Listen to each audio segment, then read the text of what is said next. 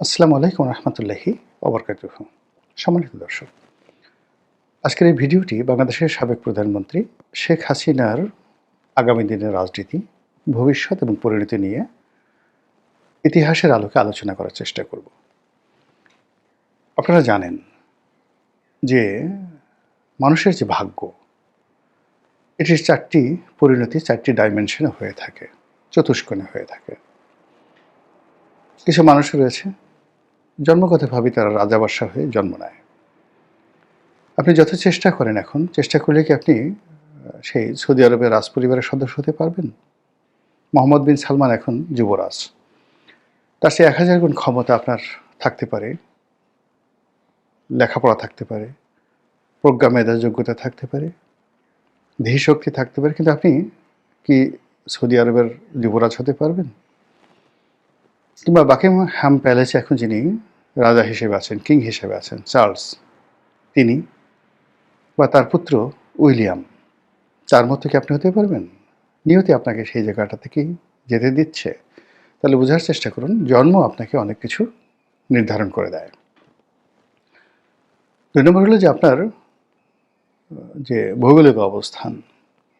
আপনার জন্ম যদি ইউরোপে হয়, আমেরিকাতে হয়, আপনার জন্ম যদি জাপানে হয়, আপনার জন্ম যদি বাংলাদেশে হয়, উগান্ডাতে হয়, বুগান্ডাতে হয়, তাহলে আপনার সেই ভূখণ্ডগত কারণে, ভূমির কারণে, জলবায়ু, আবহাওয়ার কারণে, প্রকৃতি এবং পরিবেশের কারণে আপনি যা কিছু অর্জন করেছেন, আপনার শরীর, গায়ের রং, চিন্তা চেতনা, সব কিছু এটা মৃত্যু পর্যন্ত আপনাকে ওই বৃত্তের বাইরে বেরোতে দেবে না। আপনি যত চেষ্টা করেন বাংলাদেশে বসে আপনি ফিদেল ক্যাস্ট্রো বা চে গুয়েভারা হতে পারবেন না। আপনি যত চেষ্টা করেন মিশরের মতো জায়গাতে বসে আপনি বঙ্গবন্ধু শেখ মুজিবুর রহমান হতে পারবেন না।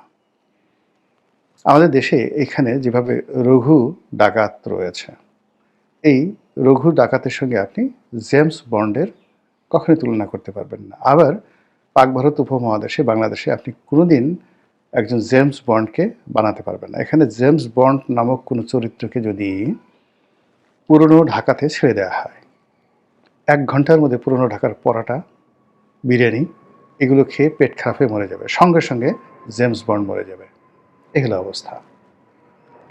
আবার আমাদের দেশের সেই বিখ্যাত যে রানী ভবানী, ভবানী পাঠক, কিংবা ধরুন সেই যে রঘু ডাকাত, এদেরকে নিয়ে যদি আপনি ইটালিতে ছেড়ে দেন, ১ মিনিটের মধ্যে সে মরে যাবে সঙ্গে সঙ্গে। এই জন্য ভূগোল একটা বিরাট বিষয় মানুষের জীবনের জন্য। এরপর টাইম, সময়, অপরচুনিটি, সময় এবং সুযোগ, এই দুটো ছাড়া আপনার কোনো জ্ঞান, কোনো যোগ্যতা কখনো কাজে আসবে না। অনেক সফলতা কেবলমাত্র সময়ের কারণে ব্যর্থ হয়ে যায়, আর অনেক ব্যর্থতা কেবল সময়ের কারণে সফল হয়ে যায়। শেখ হাসিনার জন্য যেটি ২০০৯ সনে সম্ভব ছিল, ১২ সনে সম্ভব ছিল, সেটি ২০২৫ সনে তার জন্য অসম্ভব হয়ে গিয়েছিল। তারেক রহমান সাহেবের জন্য ২০২৪ সনের আগস্ট মাসের ১৫ তারিখ পর্যন্ত যে ইতিহাস রচনা করার তার সুযোগ ছিল, এটি এখন তিনি চেষ্টা করলেও পারবেন না। ফলে সময় একটা বিরাট ফ্যাক্টর। থার্ড হলো ইতিহাস, ট্র্যাডিশন, ঐতিহ্য, বংশক্রম, ক্রোমোজম, এই জিনিসগুলো আপনার ক্ষেত্রে কিভাবে কাজ করে। অর্থাৎ আপনি যে ভূখণ্ডে আছেন সেই ভূখণ্ডের অতীত ইতিহাস এবং আপনি যে কর্ম করছেন সেই কর্মে পৃথিবীর যে ইতিহাস, সেই ইতিহাসের ধারাবাহিকতা আপনার জন্য অনিবার্য হয়। আপনি এর বাইরে যেতে পারবেন না। বাংলাদেশে বঙ্গবন্ধুর যা অবস্থা হয়েছে, চিলির সালভেদর আলেনদের একই অবস্থা হয়েছে। বঙ্গবন্ধুর যে অবস্থা হয়েছে, মার্শাল টিটোর একই অবস্থা হয়েছে। এর বাইরে যেতে পারেনি। একটা সময় আছে, সেই সময়ের সাথে আপনাকে তাল মেলাতে হয়। তো সেই অর্থে শেখ হাসিনা এই মুহূর্তে কোন পর্যায়ের লোক? তার বন্ধুগুলো ধরেন, নরেন্দ্র মোদী, পুতিন, কাতারের এই যে বর্তমান আমির, সে আমিরের বাবা, বাদশাহ সালমানের যে এখন যে মোহাম্মদ বিন সালমান রয়েছেন, তার বাবা বাদশাহ সালমান, ডোনাল্ড ট্রাম্প, এই মানুষগুলোর কথা বললাম যাদের সঙ্গে তার ভালো সম্পর্ক রয়েছে। এর মধ্যে আরেকজন আছে বর্তমান, যিনি ভুটানের যিনি রাজা, তিনি সজীব ওয়াজিদ জয়ের খুব ঘনিষ্ঠ বন্ধু, ক্লাসমেট। আর তার বাবা শেখ হাসিনার ঘনিষ্ঠ বন্ধু, মানে সাবেক রাজা, ভুটানের সাবেক রাজা। এই যে লিগেসি, এই মানুষগুলোর তকদিরের সাথে, পরিণতির সাথে, যাকে বলা হয় তার লিগেসি এবং তার তকদির নির্ভর করছে। ২ নম্বরে যেটা আছে যে তিনি যে লিগেসি ধারণ করেন, বঙ্গবন্ধু, এটি তার প্রধান পুঁজি। তো বঙ্গবন্ধু লেভেলে তার বন্ধু কারা ছিলেন? Nelson Mandela. তার বন্ধু কারা ছিলেন? যুগোস্লাভিয়ার মার্শাল টিটো। তার বন্ধু কারা ছিলেন? আনোয়ার সাদাত, মিশরের president Anwar Sadat, Fidel Castro. তার বন্ধু ছিলেন ইয়াসির আরাফাত। অর্থাৎ আপনি সেই জোট নিরপেক্ষ আন্দোলনে 1973-তে যে বঙ্গবন্ধুর উপস্থিতি, সেই জায়গাতে যে পোর্ট্রেটগুলো আছে, ছবিগুলো আছে, এবং সেখানে তার সঙ্গে যার বন্ধুত্ব, সেই বন্ধুত্বের প্রেক্ষিতে যে একটা ইতিহাস রচনা হয়েছে, সেই ইতিহাসের ধারাবাহিকতায় ওই মানুষগুলোর যে পরবর্তী প্রজন্ম, নেক্সট জেনারেশন যারা রাজনীতিতে এসেছেন, তাদের যে পরিণতি হয়েছে, শেখ হাসিনারও ঠিক সেই পরিণতি হবে, এতে কোনো সন্দেহ নাই। এটাই হিস্ট্রি। ইতিহাস বলেন না যে ইতিহাস বারবার ঘুরে ফিরে একই ঘটনা ঘটে, হিস্ট্রি রিপিট ইটসেলফ, বারবার ফিরে আসে। তো শেখ হাসিনার জন্য ঠিক সেই ইতিহাস বা সেই পরিণতি অপেক্ষা করছে। এর বাইরে গ্রহ নক্ষত্র আছে, জ্যোতিষ্ক মণ্ডলী আছে। আর আপনি যদি সর্বশেষ ধর্মবিশ্বাসী হন, তাহলে মহান আল্লাহ রাব্বুল আলামিনের ডিজায়ার, এটা আপনাকে মানতে হবে। শেষটা দিয়ে শুরু করি, মহান আল্লাহর ডিজায়ার। আমরা দেশের জনগণ যেভাবে আশা করেছিলাম, আতঙ্ক অনুভব করেছিলাম, সেক্ষেত্রে শেখ হাসিনার মৃত্যু আমাদের দেশের বেশিরভাগ মানুষ কামনা করেছিল নির্মমভাবে, যে তিনি ধরা পড়বেন, গণপিটুনিতে তাকে মারা পড়বেন, এবং সেই ধরনের একটা পরিস্থিতি কিন্তু তৈরি হয়েছিল। এবং এটা ছিল 99.99%। জনগণ গণভবন আক্রমণ করবে এবং সেখানে শেখ হাসিনাকে ধরে, তার বোনকে সহ ধরে পাড়িয়ে মেরে ফেলবে। অনেক মানুষ মনে মনে আশা করতেন যে জয়, পুতুল তারাও বাংলাদেশে যখন থাকে, অর্থাৎ কেউ যেন ৭৫-এর ১৫ই আগস্টে যারা উল্লসিত হয়েছেন, তাদের বক্তব্য হলো যে ওই সময়টিতে শেখ হাসিনা, শেখ রেহানার যে বেঁচে যাওয়াটা, এটা তাদের জন্য একটা অভিশাপ। কাজেই আগামী দিনে যদি এরকম কোনো সুযোগ আসে, তাহলে সেক্ষেত্রে শেখ পরিবারের একটা সিঙ্গেল শেখকে বাঁচিয়ে রাখা যাবে না। সেক্ষেত্রে শেখ সেলিম, শেখ হেলাল, অন্যান্য যে সকল শেখ রয়েছে, সবাইকে পাড়ায় মারতে হবে। এই ছিল মানে শেখ হাসিনা বিরোধী, আওয়ামী লীগ বিরোধী তাদের একটা জনরোষ। যদিও শেখ পরিবারের মধ্যে অনেক অভ্যন্তরীণ দ্বন্দ্ব সংঘাত কোন্দল রয়েছে, কিন্তু অবাক করার ব্যাপার হলো মিরাকেলি প্রায় সব শেখ নিরাপদ দেশ ছেড়ে পালিয়েছেন বা চলে গেছেন। তাদেরকে পাঠানো হয়েছে, কেউ নিজে চলে গেছেন, কেউ পরবর্তীতে চমৎকারভাবে পালাতে পেরেছেন। It's a miracle. অথচ এদেরকে যদি আগস্ট মাসের 2024 সালের 15 তারিখের মধ্যে পাওয়া যেত, জনরোষ এমন পর্যায়ে ছিল তারা কেউ বাঁচতে পারতেন না। তাদেরকে কে বাঁচালো? এরপরে শেখ হাসিনা যেভাবে হেলিকপ্টার করে গেলেন, এটা আমার কাছে একটা অলৌকিক বিষয় মনে হয়। এটা খুব সাধারণ বিষয় নয়। তার হেলিকপ্টার ধ্বংস হয়ে যেতে পারত, হেলিকপ্টারের পাখা ভেঙে পড়তে পারত, বা তিনি যখন উড়াল দিবেন, হেলিকপ্টার উঠবেন, তখন গণভবনের গেট ভেঙে গেছে। পুরো জিনিসটিকে যারা ম্যাটিকুলাস বলার চেষ্টা করছেন, এটা যদি ম্যাটিকুলাস ডিজাইনের মতো হতো, তাহলে শেখ হাসিনা সপরিবারে ধরা পড়ার কথা। কিন্তু তিনি সেই ধরাটা পড়েননি। এমনকি তার যারা লোকজন, যেমন সালমান এফ রহমান বা আনিসুল হক, তাদেরকে ধরিয়ে দেওয়া হয়েছে, তাদেরকে নিরাপদ আশ্রয় নিয়ে যাওয়া হয়েছে।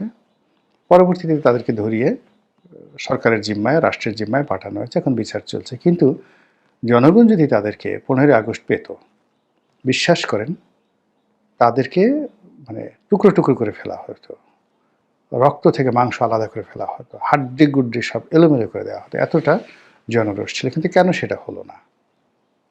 নিঃসন্দেহের মধ্যে কোনো ইঙ্গিত রয়েছে, এবং সেই ইঙ্গিত নিয়েই মূলত এখন আওয়ামী লীগের যারা লোকজন, তারা অলৌকিকতে বিশ্বাস করছে যে শেখ হাসিনা ফিরে আসবেন। যদি তিনি ফিরে না আসতেন তাহলে তিনি বাঁচতেন না। আল্লাহ যে তাকে বাঁচিয়ে রেখেছেন, নিঃসন্দেহে এর মধ্যে আল্লাহর একটা প্ল্যান আছে, গুড প্ল্যান আছে। এই আশায় তারা প্রতিদিন সীমান্তে তাকিয়ে থাকেন, প্রতিদিন নরেন্দ্র মোদীর দিকে তাকিয়ে থাকেন, দিল্লির দিকে তাকিয়ে থাকেন, আর পত্রপত্রিকায় দেখেন। এবং আমরা যারা কন্টেন্ট তৈরি করি, আমাদের কথাবার্তা শোনার মধ্যে তারা খুঁজে বের করার চেষ্টা করেন যে শেখ হাসিনার আসার কোনো সুসংবাদ আছে কিনা। তো এই কাজগুলো শুধু আওয়ামী লীগের লোকজন করছে তা নয়, আওয়ামী লীগের যারা বিরোধী পক্ষ তারাও কিন্তু এই শেখ হাসিনার আগমন, তার তিরোধান, তার ফিরে আসা, এগুলো নিয়ে ভীষণ রকম চিন্তায় আছে।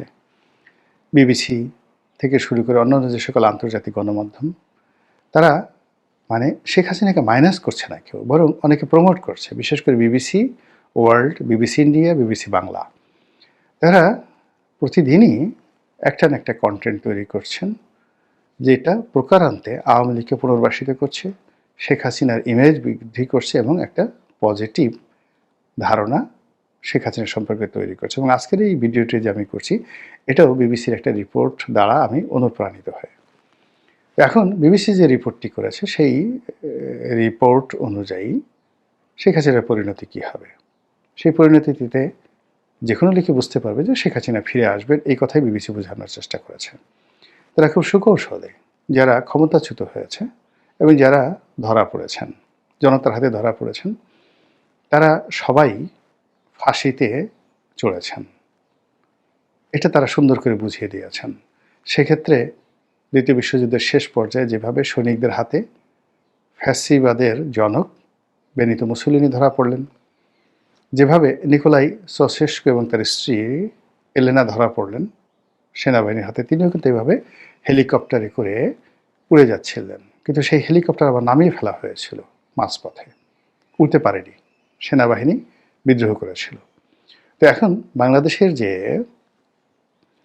এরিয়া, সেই এরিয়ার মধ্যে শেখ হাসিনার হেলিকপ্টারটা একটা নির্দিষ্ট সময় পর্যন্ত ছিল, 2 ঘন্টা 2.5 ঘন্টা। আপনি যদি সীমান্ত এখান থেকে এয়ারপোর্ট পর্যন্ত তাকে যেতে হয়, কয় ঘন্টা সময় লেগেছে, ফ্লাইং টাইম, নামা এবং সেখান থেকে সামরিক বিমানে চড়া এবং সেখান থেকে আবার যাকে বলা হয় ভারতে যাওয়া। এই সময়টার মধ্যে যদি সেনা বিদ্রোহ হতো, এই সময়টার মধ্যে যদি কোনো রাজনৈতিক সিদ্ধান্ত হতো, তাহলে তাকে ফিরিয়ে আনা যেত। সেটা হয়নি। ফলে নিকোলাই চাউশেস্কু এলেনার ক্ষেত্রে যে ঘটনা ঘটছে, সেই ঘটনা শেখ হাসিনার ক্ষেত্রে ঘটেনি, আগামীতে ঘটবে না। একইভাবে যে ঘটনা ঘটেছে সেই ফ্যাসিবাদের জনক, সেই ইতালির বেনিতো মুসোলিনির ক্ষেত্রে, সেটাও তার ক্ষেত্রে ঘটেনি, তিনি পালাতে গিয়ে ধরা পড়েননি। এভাবে বিবিসি আরও 10-12 জনের নাম বলেছে যারা ধরা পড়েছেন এবং মারা গেছেন। সাদ্দাম ধরা পড়েছেন, মারা গেছেন, ফাঁসিতে চড়েছেন। তারপর গাদ্দাফি ধরা পড়েছেন, মারা পড়েছেন। কিন্তু যারা নিরাপদে চলে যেতে পেরেছেন, রেজা শাহ পাহলভি চলে যেতে পেরেছিলেন নিরাপদে।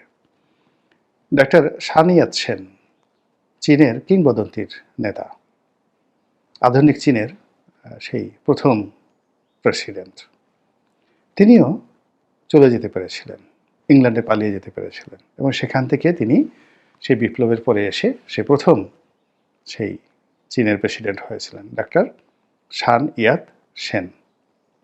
এখন শেখ হাসিনার জন্য কি পরিণতি অপেক্ষা করছে? তিনি কি সান ইয়াত সেনের মতো ফিরে আসবেন, আবার নতুন করে সবকিছু ইতিহাস তৈরি করবেন, নাকি ইয়াসির আরাফাতের মতো, তার বাবার বন্ধু ইয়াসির আরাফাত যেভাবে তার বিরুদ্ধে মৃত্যুদণ্ড জারি হয়েছিল, তিনি সেই মৃত্যুদণ্ড মাথায় নিয়ে সেই ফিলিস্তিনের অভিসংবাদিত নেতা হয়েছিলেন, নেতা হয়ে ফিরে এসেছিলেন, রাষ্ট্র ক্ষমতায় পেয়েছিলেন এবং নোবেল পুরস্কার পেয়েছিলেন? শেখ হাসিনা কি আরেকটা নোবেল পুরস্কার পাবেন? আমি বলতে পারি না, বিবিসিকে জিজ্ঞাসা করেন। মহান আল্লাহ আমাদের সবাইকে হেদায়েত দান করুন। আসসালামু আলাইকুম রহমতুল্লাহি ওয়া বারাকাতুহু।